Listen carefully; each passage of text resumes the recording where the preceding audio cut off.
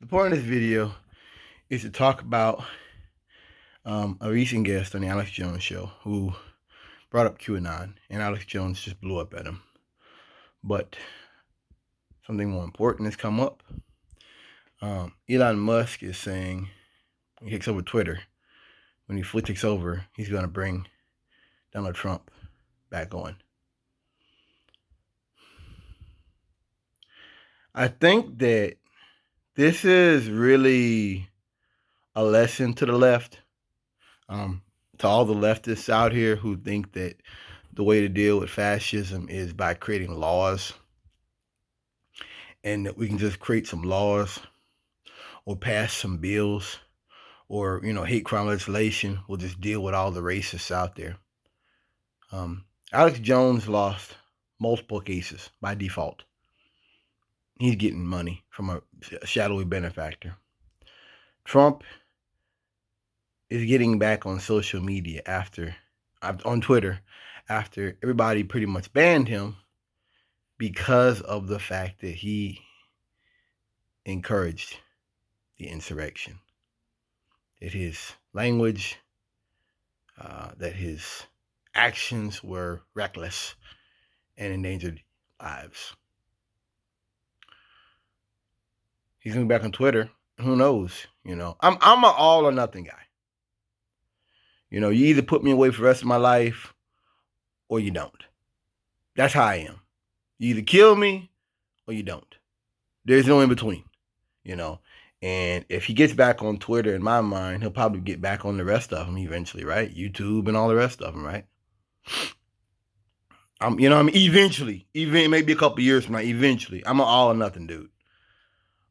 I talk often about a guy, this Greek guy, I can't pronounce his name. He was a conservative guy, and he's like Candace Owens. His stick was, he's a gay guy, but he's okay with conservatism, and his whole stick was to play the conservatives while being an open gay man.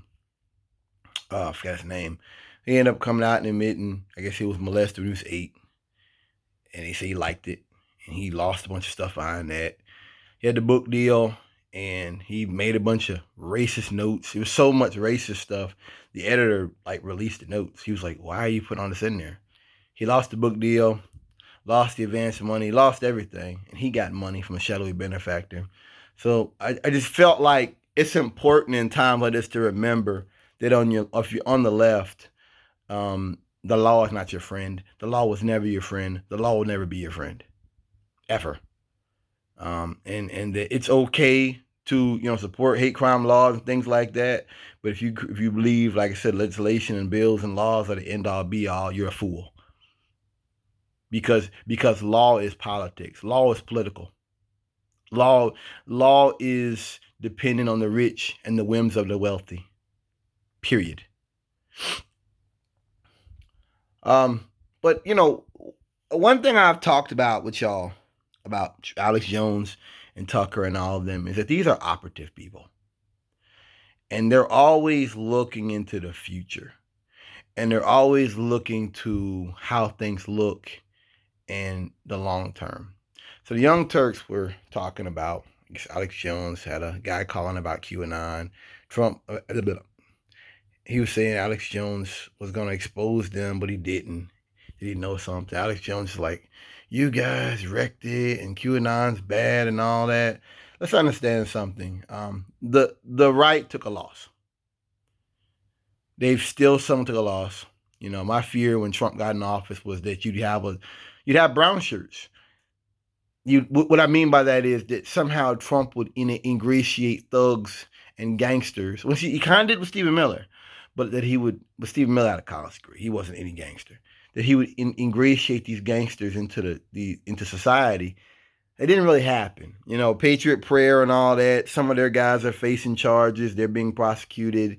They didn't get a free pass from the cops. Even if it's not as serious as I think it should have been, they didn't get a free pass. So right now, the right is having an identity crisis of sorts. Some of them toning it down. Some of them are not. The Kevin McCarthy phone calls give you a good idea what I'm talking about, of how they felt in the immediate aftermath of January 6th that they did hold Trump accountable, that they did feel like Trump put their lives in danger, and they did feel like Trump should have done more then and in the immediate aftermath. And no matter how much they change and say this is all leftist stuff, they were concerned. Tucker Carlson sent a text to Trump, or he was in one of the texts where he was talking about how basically he felt like they should be doing more. He felt like like, what are y'all doing? Do something. They're operatives, and they're concerned about how things look. Alex Jones knows QAnon went too far, and that QAnon is viewed as they're dangerous by most people. So he doesn't like it because of that.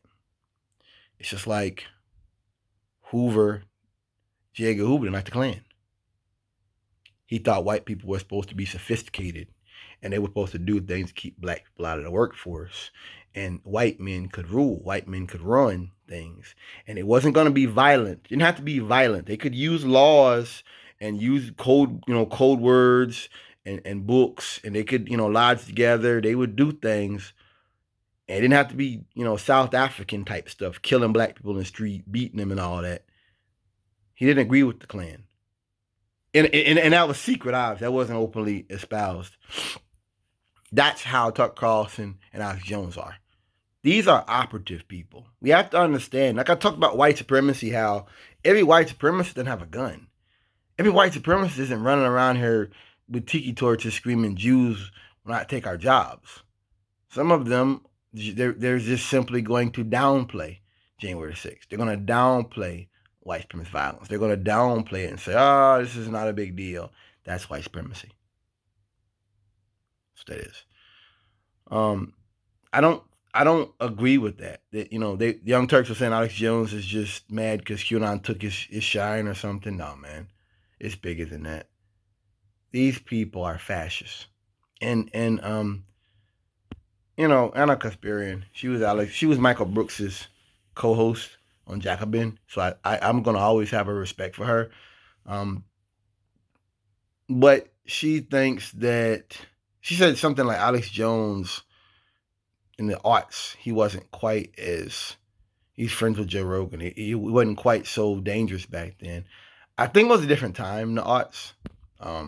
The arts were a time where you had the Iraq War, and you had a lot of people who did not agree with it. I didn't agree with it. My family didn't agree with it. A lot of folks didn't like Bush. I think Alex Jones won an award for something he wrote about George Bush and the Iraq War. It was a criminal military action. War crimes committed by Americans, no doubt. A lot of what Alex Jones talked about then is pretty consistent with today, if you really understand what he was talking about then. It was just that so much of it was 9/11. And so much of, and he did some social stuff too, I think he talked about some of the drunk driving stuff went too far, the drug war went too far. But Alex Jones was really a person that he was extreme then. He just wasn't. He wasn't devoted on tranny bashing and gay bashing. He wasn't devoted on this conspiracy stuff. It was about glyphosates and aspartame and fluoride, and it was about things that we know that it was about things that we know are bad for human health. Whereas now it's about the culture war. I felt like Alex Jones is operative. I feel like he shouldn't be discounted, and we should understand that this is a different kind of monster. And I think the world that he was talking about back then kind of became real. Like, we're living in it. And, what do you do in that type of world? Well, you have to get crazier. The world gets like, if the world becomes more like if the world outside becomes more like the world that you have around you, what do? You have to get crazier. So QAnon, Pizzagate, cannibal child pedophiles, lizard people, Come on, be creative. That's what you do. That's not that he was more sane then. That was a different time. I think leave it at that. Thanks for listening.